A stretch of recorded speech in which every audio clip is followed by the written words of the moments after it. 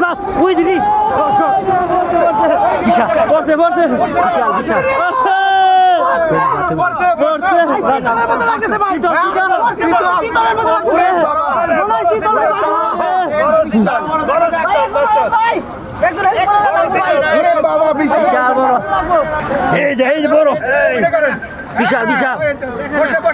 বিশাল বড়